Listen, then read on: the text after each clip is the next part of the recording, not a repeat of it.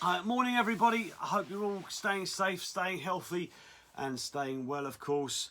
I thought I'd just follow on from a little bit of beginner's Pilates that I've done recently with flexion, extension.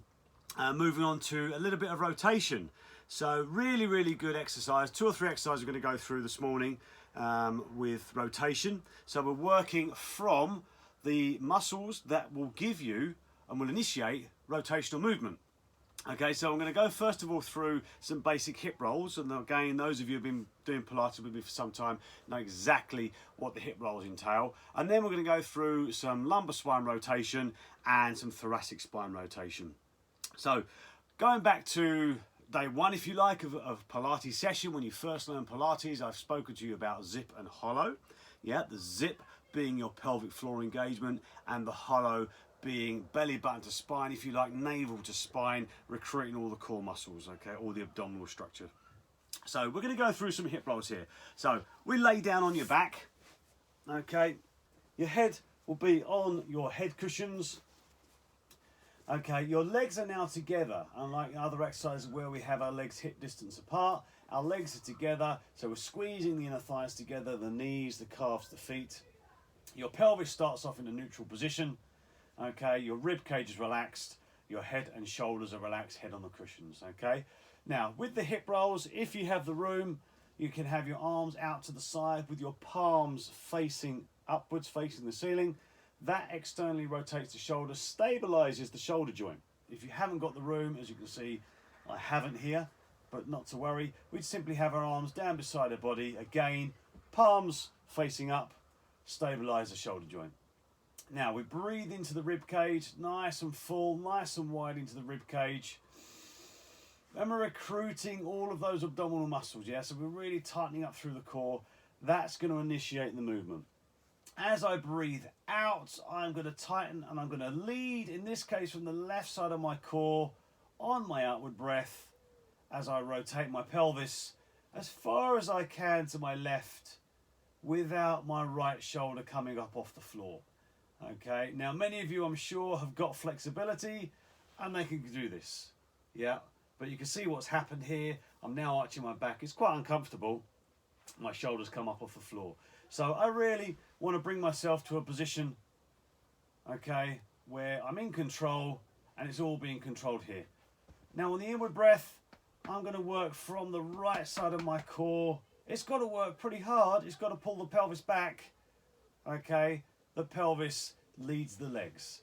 Breathing in at the center and breathing out. Tight through the center, tight through your core. Over you go to the right, keeping the left shoulder down, of course. Breathing in, pulling back from here. This is leading the pelvis leading the legs. If you allow the legs to lead, you kind of end up going into this sort of twisting position, which can be quite uncomfortable. If you also notice, as I rotate, my feet stay stacked. So my feet are square, my knees are square. I'm not in this position here, okay? So as I come back to center, my feet kind of become the pivot point.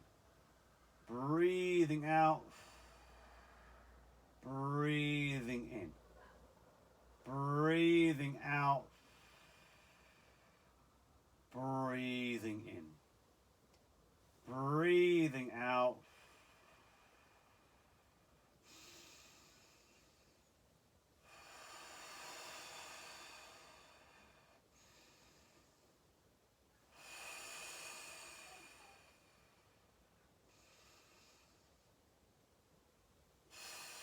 okay.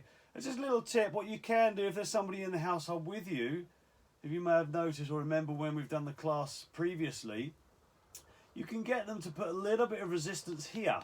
If there isn't anybody, then don't worry, it's not a problem. But you can put a little bit of resistance here, so you're actually pushing against that resistance. You can do it yourself like I'm doing here, it still works. And you'll feel a really strong engagement going through what we call the obliques. Yeah, the internal, external obliques of the core to bring everything back to center. So again, you can put a little bit of pressure here as you're coming back, so you're pulling against the leg, the outer thigh here, and back to center. Okay, so in essence, that is your standard hip roll. It's lovely rotation for the lumbar spine. It works the core muscles, but it's really good, not only for core strength, but of course if you ever have a stiff back, and it just helps loosen the spine a little bit. Okay, so that's the hip roll. Now from there, we move in to threading a needle. Now again, those who've been with me for some time will know threading a needle. If you've got a Pilates ball to hand, brilliant. If you haven't, not to worry. If you've got, maybe you've got a football, maybe a couple of cushions, yeah? You can put a couple of cushions together and they will go in between your legs, just to kind of start off with. And then what that will do, that will help to keep this base stable, okay? Because the one thing we want to try and avoid doing, this is the movement if you like, is kind of leaning over as you go into that rotational movement. So by placing an object between your legs and squeezing it, you will keep this area here nice and stable, yeah? So think of this like a box, and your spine is the pole that's just been placed inside the box, and that can rotate. So we have our points of contact on the floor, our hands, okay? Again, if you're happy, like I do, go on your knuckles if you wish, if it's more comfortable. So it's either palms or knuckles, whichever you find better. Your knees in contact and your toes, if you wish to include your toes as a 6-point kneeling position. Now, tie it through the core, breathing in. As you breathe out, I'm taking my right arm in this case. I'm allowing the left arm, which is the supporting arm, I'm allowing it to bend as I rotate through. Just reaching the right arm away, looking down the right arm, okay? Keeping my head in front of my shoulder and resisting the temptation to kind of disappear into the armpit, which causes flexion. So we want to keep the spine in extension as you rotate. Now, just like the hip roll, I'm pulling back from the right side of my core as I breathe in and I come back to where I started.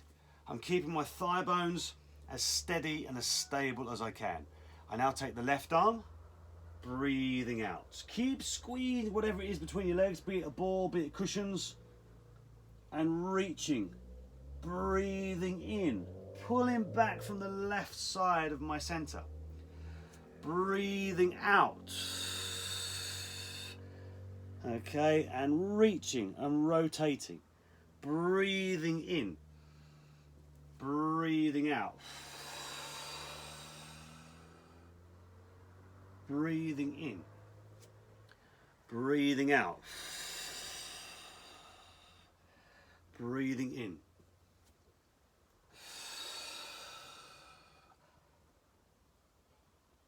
And back. So one more time, breathing out into rotation.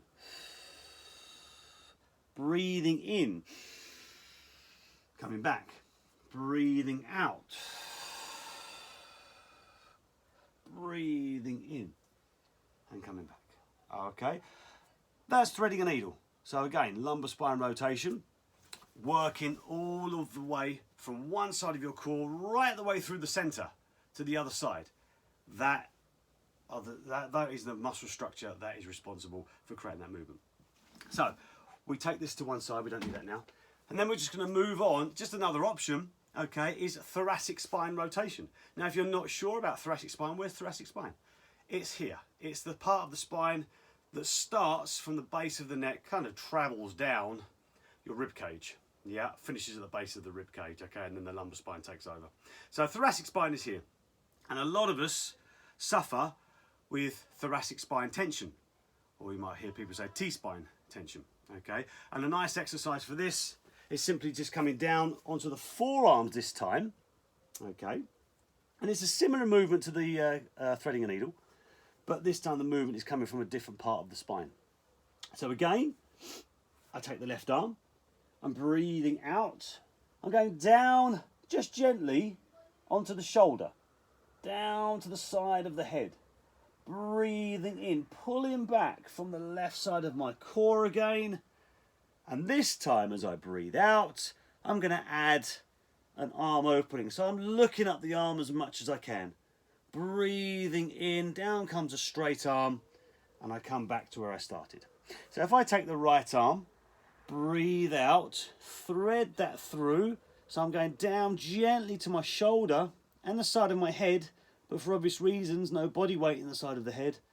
Breathing in, I'm pulling back from the right side of my core, and then I'm just opening up as much as possible.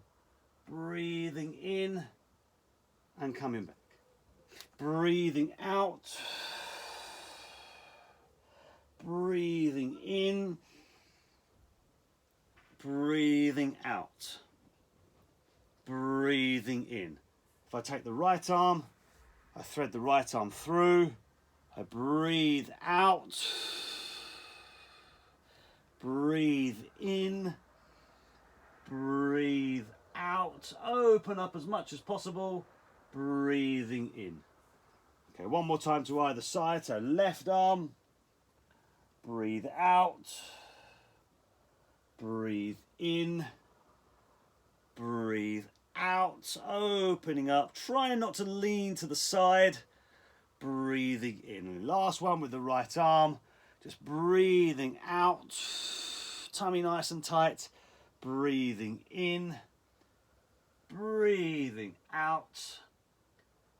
And breathing in and coming back. So there we have just a few little options for rotation. Okay, so we have the hip rolls. Everything's being controlled from here.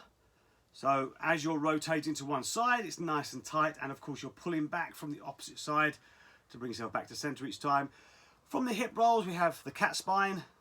Okay, just remember, we want to keep the spine as extended as possible when we're going through that rotation, so that will concentrate on lumbar spine rotation. And then we have the thoracic rotation when you're on your forearms. So a few exercises there for you to enjoy. Again, adding into any other exercise that you've already learned through any Pilates classes or sessions that you've done with me. And enjoy, go through it as many times as you wish. Stay healthy, look after yourselves, and I'll see you again very, very soon. Bye-bye for now.